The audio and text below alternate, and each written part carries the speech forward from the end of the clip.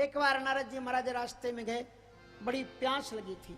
एक दरवाजे को देखा, दरवाजे को खटखटाया, अंदर से पंडित जी निकले, टूटे फूटे मिट्टी के बर्तन में पानी लेकर के आए। अब महाराज नारद जी ने कहा, कोई तुम्हारे पास बर्तन भी सलीके का नहीं?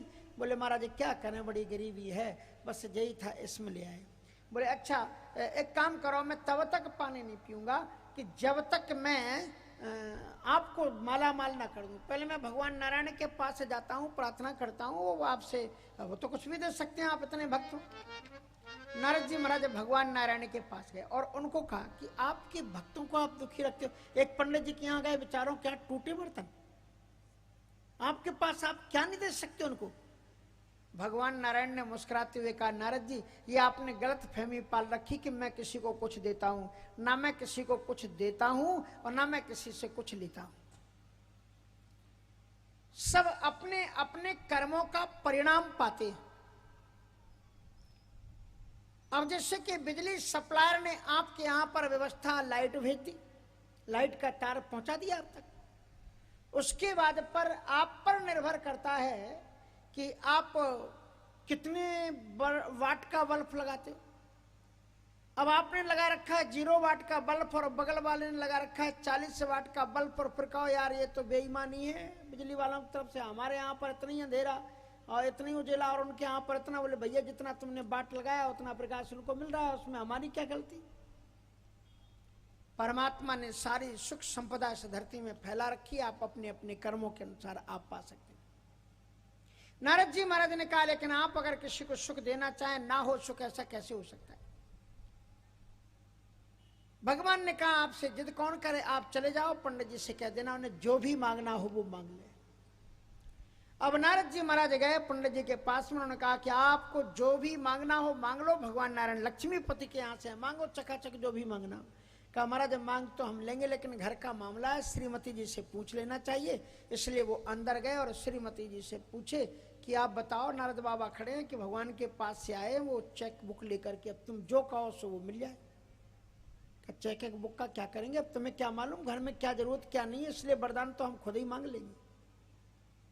हम चलते हैं मांग लेंगे, क्योंकि हम तुम्हें समझाएंगे भी ना, तुम्हारी अकल काम नहीं करेगी। यहाँ कुछ समझाएंगे, वहां जाके तुम पता नहीं क्या मांग बैठो, तो वरदान तो हम ही मांग लेते हैं। कहा नहीं नहीं मांगेंगे तो हम, तुम तो बता दो। नहीं बोले हम ही मांगेंगे। अब तक तब लड़का आ गया। लड़का बोले झगड़ क्यों रहे हो माता जी पिताजी? कहा बेटा वो नारद जी बाबा खड़े हुए हैं, भगवान विष्णु जी के यहाँ से आए हैं, लक्ष्मीपति हैं, वो तो कुछ भी दे सकते हैं। उन्होंने कहा कि कोई वरदान मांग लो। मैं इनसे परामर्श, अब जी कहती कि हम मांगेंगे, अब बताओ ना।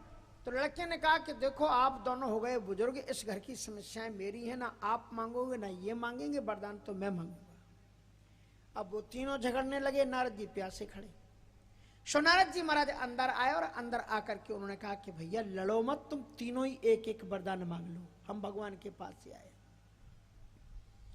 अब जब ये मांगने की बारी आई तो माता जी का त्रिया हट होता है। सो सबसे पहले माता जी आगे बढ़ी, बुजुर्ग माता जी, उन्होंने कहा वरदान मांगो। हाँ बोले वरदान मांगो। तो कहा क्या करें, अब चला फिरा नहीं जाता है शरीर से, नारद जी आप ऐसी कृपा करो कि अब हम थोड़ी जवान बन जाएं, स्वरूपवान और जवान बन जाए। सो नारद जी ने अब वो वरदान मिलना था, तो स्वरूपवती एकदम युवती बन करके तैयार। नारद जी महाराज उसी समय पर एक राजा की सवारी निकली। कहा इतनी स्वरूपवान युवती यहाँ क्यों खड़ी हुई, पता नहीं बेचारी कहाँ की। कहा पीछे एक पालकी खाली जा रही है, अगर वो स्वीकृति हो तो उनको बैठा लो।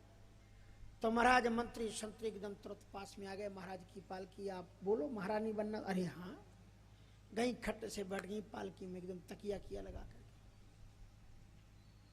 अब वो तो देखते देखते पति के सामने स्वरूपवान बनी और पालकी में बैठ के चली गई। अब नारद जी ने कहा कि अब आप ही कुछ अकल का वरदान मांग लो ताकि विष्णु जी को मुख दिखा सकें। तो श्रीमान जी ने कहा कि देखो तो जैसे तैसे स्वरूपवान भी बनी, वह चलेगी राजा के साथ में, ऐसा वरदान दो कि सुंगरिया बन जाए। भाई हम महाराज उन्होंने वरदान मांगा तो अब राजा को क्या मालूम पालकी में कौन बैठा है, तकिया लगी हुई है, सुंगरिया बैठी है उसमें। अब उसके बाद में लड़के से नारद जी ने कहा बेटा कुछ तो अकल से वरदान मांग ले ताकि मैं भगवान जी को मुख दिखा लूं। कहा मैं तो समझदार हूं, मैं तो आप ऐसी कृपा करो हमारी माता जी जैसी थी वैसी हो जाए। और माता जी जैसी थी वैसी ही हो गई और तीनों के तीनों वरदान चले गए, कुछ भी मिला।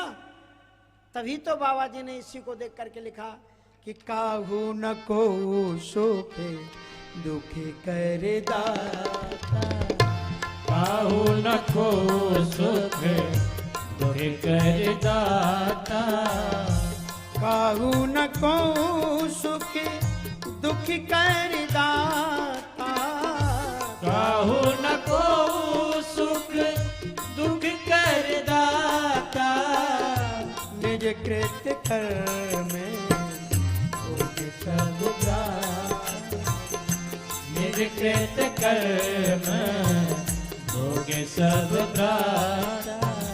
न कोई किसी को सुख देता है न कोई किसी को दुख देता है, सब अपने अपने कर्मों का परिणाम पाते।